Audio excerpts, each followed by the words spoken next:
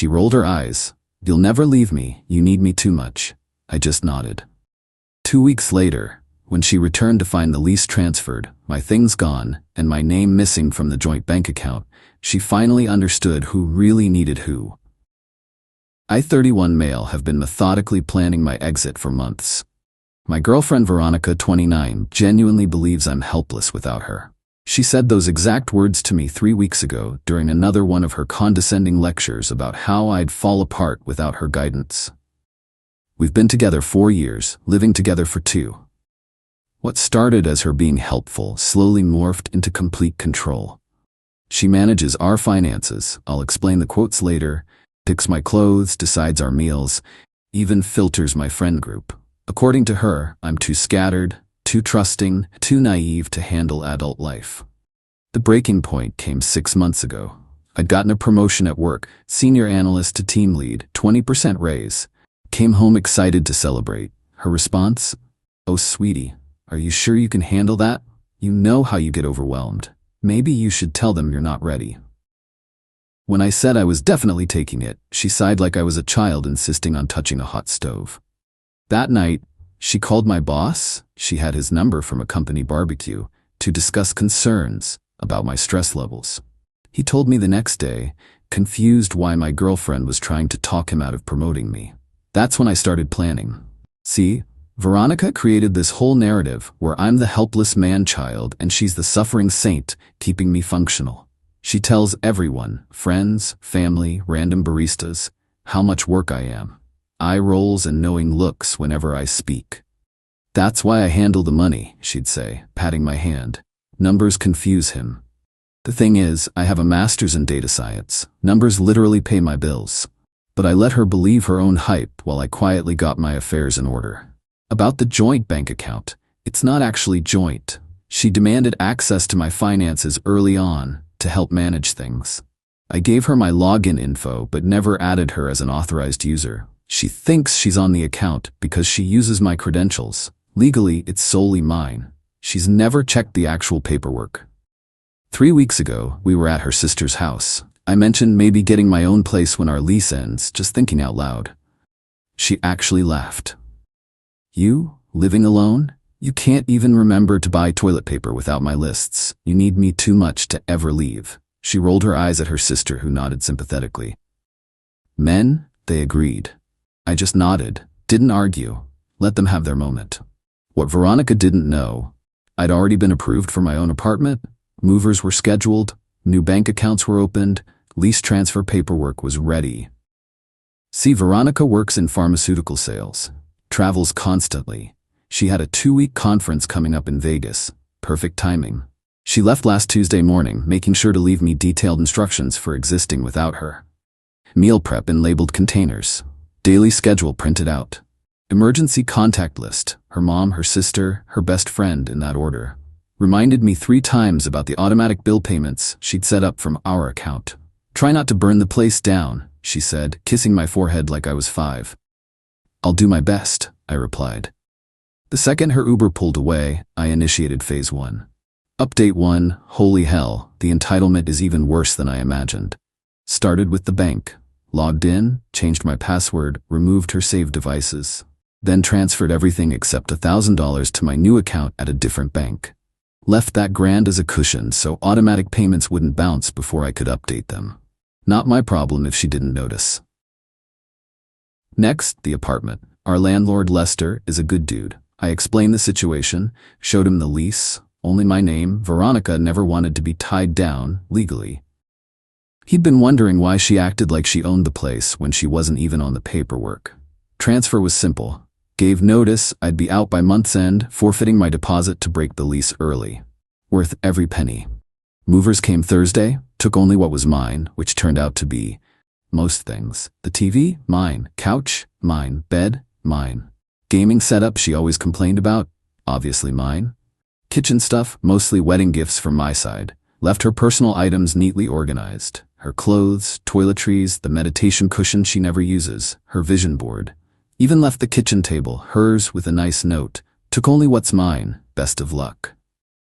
Friday was the fun part. See, Veronica had been using my Amazon Prime, Netflix, Spotify, everything. all under my accounts because it's easier to manage everything together, babe. Changed every password, removed her devices, canceled her scheduled orders. Apparently she had a $300 skincare routine on auto ship via my Prime account. Then I updated my emergency contacts at work, removed her, added my brother.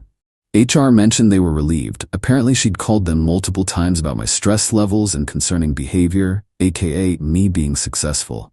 New apartments gorgeous, BW. Downtown loft, exposed brick, 0 condescending girlfriends. Already feels more like home than our place ever did. But here's where it gets wild. Remember how she has my old bank login? Well, she must have tried to check our finances because I started getting notifications about failed login attempts. Then came the texts. I hadn't blocked her yet, wanted to see the meltdown. Babe, something's wrong with the bank app. It's not letting me in. Did you change something? Hello?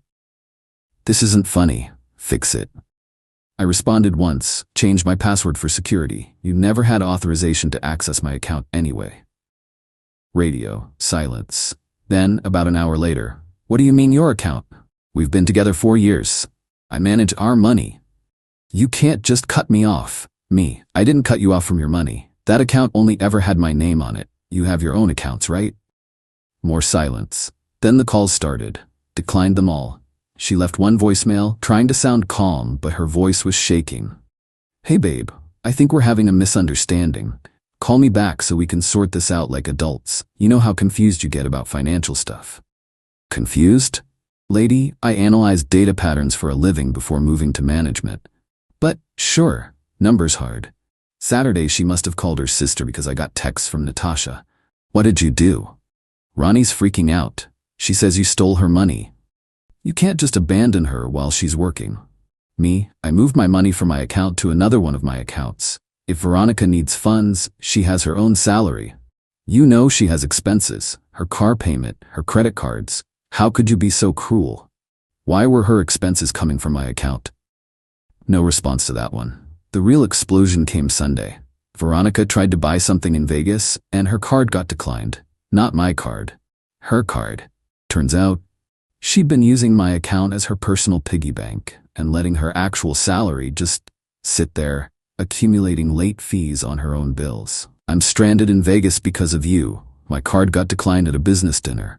Do you know how humiliating that was? Fix this now, or I swear to God. Me, you have your own money, use it. It's all tied up in bills because I thought we were a team. You said I could use your account. I built my whole budget around our arrangement. You built your budget around my salary. That's not the same as being a team. She called 73 times after that. 73. I counted, because the notification was comedy gold. Also called my mom, my brother, my best friend trying to get them to make me see reason. My mom's response was legendary.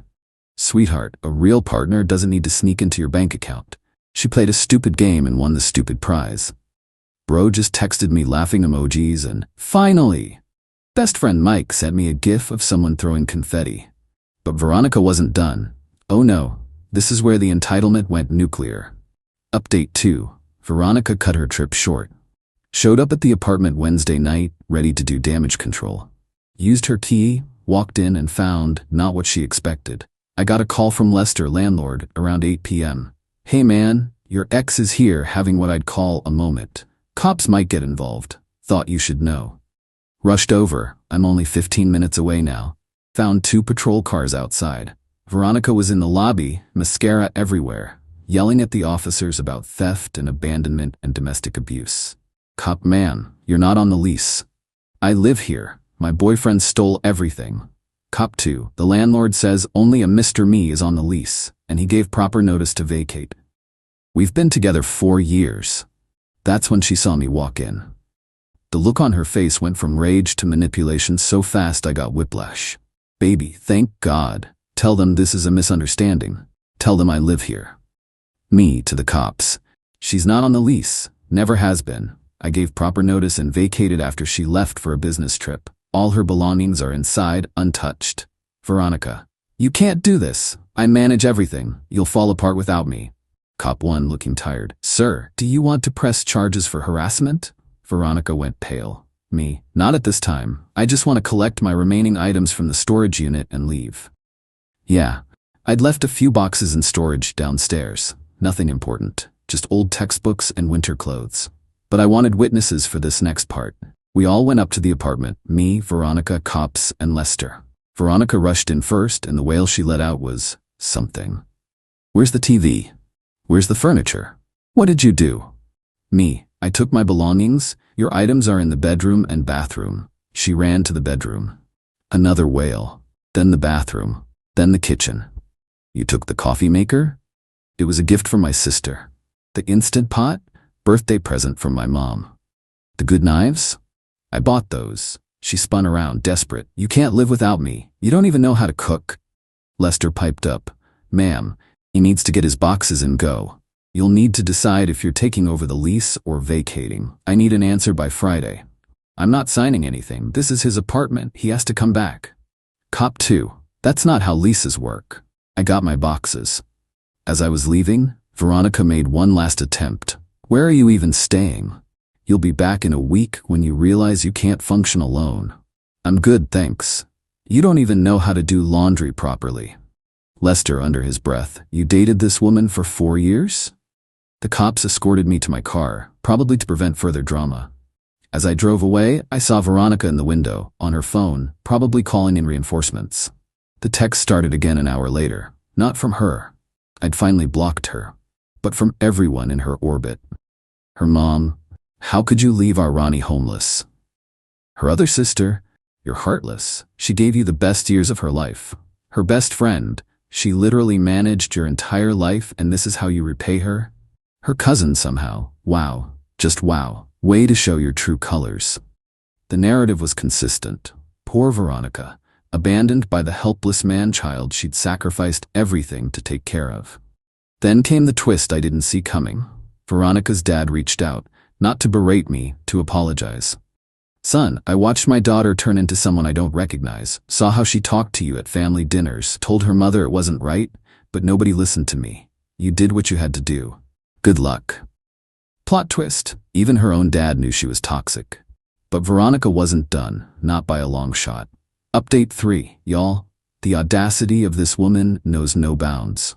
First, she tried financial warfare. Since she couldn't access my accounts anymore, she went after everything else. Tried to cancel my phone plan, I'm on my own account, nice try. Called my credit card companies claiming identity theft. They called me to verify, we had a laugh. Even tried to get me removed from my gym membership that I've had since before we met. When that didn't work, she targeted my job. Sent an email to my CEO, not my boss, the actual CEO, about her concerns regarding my mental stability and fitness for leadership. Attached was a whole manifesto about how she'd been managing my mental health issues. For years and without her supervision, I was a danger to the company. My CEO forwarded it to HR and my boss with one line, "Handle this, please. Seems like a personal matter." HR called me in. The head of HR, Denise, looked exhausted. "Is this your ex?" Unfortunately, she's called 6 times this week, emailed the entire executive team, even showed up at reception Monday demanding to speak with someone about your condition. I don't have a condition. We know. Your performance reviews are stellar, but this is becoming a security issue. They issued a no trespass order and sent her a cease and desist. Also gave me the option to work from home for a bit. I took it. But the real kicker came Thursday. My buddy Jake works at a car dealership. He texts me, "Dude, your ex is here trying to trade in a car that isn't hers?" What? Rushed over. Found Veronica arguing with the finance manager, waving paperwork around. "It's my car. He gave it to me." "Ma'am, the registration and loan are in Mr. Me's name only. We're domestic partners. Not according to any legal documentation." That's when she saw me. The mask slipped for a second, pure rage, before switching to tears. "Baby, tell them you gave me the car." Here's the thing. 2 years ago, her car died. I helped her get a new one. By helped, I mean I co-signed the loan because her credit was trash. But we'd agreed she'd make all payments and transfer it to her name once her credit improved. Guess what never happened? The payments came from my account because she was managing our finances, remember? The car stayed in my name. And now she was trying to trade in my car for a newer model. Fine. Sir, are you authorizing this transaction? Me, absolutely not. In fact, I'd like to discuss my options for getting my name off this loan. Veronica, you can't do this. Me, you've been driving my car, paid for with my money, for 2 years. I think I've been more than generous. The finance manager suggested we could refinance in her name only if she qualified. Spoiler, she did not. Her credit was somehow worse than 2 years ago despite having a 6-figure salary. She stormed out, but not before spitting. You're nothing without me. Nothing. You'll come crawling back when you realize you can't even match your socks without me. Jake, who'd been watching. Bro, does she think you're an actual toddler? Apparently. But the sickest part? She'd already posted on social media about her new car, complete with pictures at the dealership. Had to do damage control quick. Posted my own update. PSA, I am not purchasing any vehicles. If someone claims I'm buying them a car, please verify with me directly. Thanks. The comments were hilarious. Mutual friends started piecing things together. Someone even commented, "Is this why V deleted her post about the BMW?" Then came the extinction. I mean, the desperate burst of activity, different phrase, same energy. Veronica created a whole presentation, an actual PowerPoint, about why I needed her. Sent it to me, my family, my friends, and somehow my LinkedIn connections. Slide titles included, domestic tasks Ronnie handles, financial decisions Ronnie makes, social situations Ronnie navigates for him, why this is a mental health crisis. The last slide was a photo of us from last Christmas with the text, "Don't let him throw this away because of a manic episode." Manic episode because I moved out and managed my own money? My LinkedIn started blowing up, professional contacts asking if I was okay. My mentor called laughing so hard he could barely breathe. Did your ex really make a PowerPoint about your inability to do laundry? The presentation backfired spectacularly. People who'd been neutral started reaching out. Dude, I had no idea she was this controlling. Why did she have your bank passwords? Is this why you always had to ask her before hanging out? This explains why you stopped coming to poker night. Her own friends started questioning things. One messaged me privately, "I'm starting to see why you left. This is unhinged." But the final straw, the moment that ended everything, came yesterday. Final update. Veronica's last play was both pathetic and potentially criminal. I got a call from my bank about suspicious activity. Someone had tried to open a credit card using my SSN. 3 guesses who? Rushed to the bank, the manager pulled up the application, submitted online using my information but with Veronica's phone number and email for contact. The shipping address? Her sister's place. Bank manager, we flagged it because the contact info didn't match your profile. This is identity theft. I know exactly who did this. Would you like to file a police report? Yes, I would. The detective assigned to the case was a no-nonsense woman named Rivera. She took one look at the evidence, the application, the emails, the PowerPoint, the cease and desist from my job, and said, "This is escalating. Has she made any threats?" I showed her the latest texts from Veronica's friends and family. Most were just calling me names, but one from Veronica's cousin stood out. "She knows where you work. Watch your back." Detective Rivera, that's a threat. We're going to pay Miss Veronica a visit.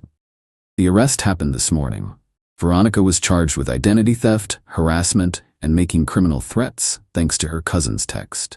I wasn't there, but her sister live-streamed part of it on Instagram, classy family, screaming about injustice and setup.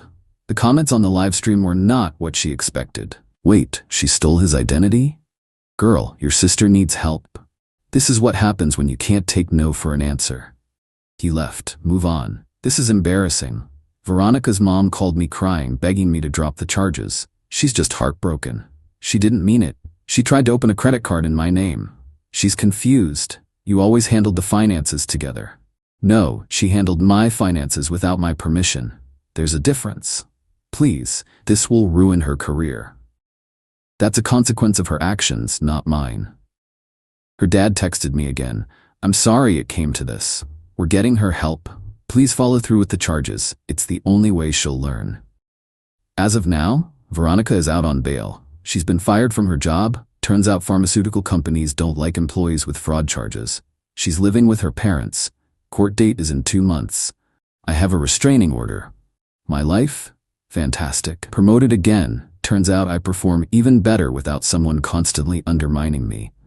Apartments fully set up, joined a cooking class, shocking, I can follow recipes without supervision. Even started dating someone new, a fellow data analyst who thinks my spreadsheet skills are attractive, not threatening. The best part? Found out Veronica had been telling everyone I was helpless for so long, she'd started believing her own lies. Her lawyer, yeah, she got one, reached out for a character reference and seemed genuinely shocked when I provided my master's degree transcripts, professional certifications, performance reviews, bank statements showing I'd been the sole earner for 2 years, texts where she admitted to using my accounts without permission. Her lawyer, this doesn't match what my client described. Reality rarely does with her. Last I heard, Veronica's planning to plead guilty for a lighter sentence. Her family's in therapy. Her friends have distanced themselves.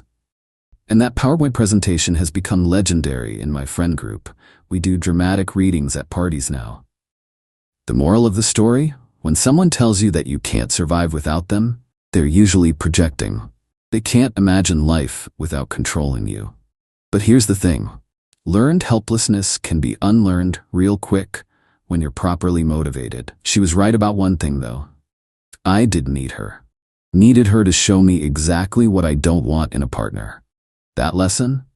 Priceless. To anyone reading this who's been told they're too helpless, too stupid, too naive to make it on their own, that's bull. The person telling you that is scared of what you'll accomplish without their dead weight dragging you down. Take it from someone who supposedly couldn't even buy toilet paper alone. I bought a 48-pack last week, all by myself. Even got the good kind with aloe. Living my best life, one properly matched sock at a time.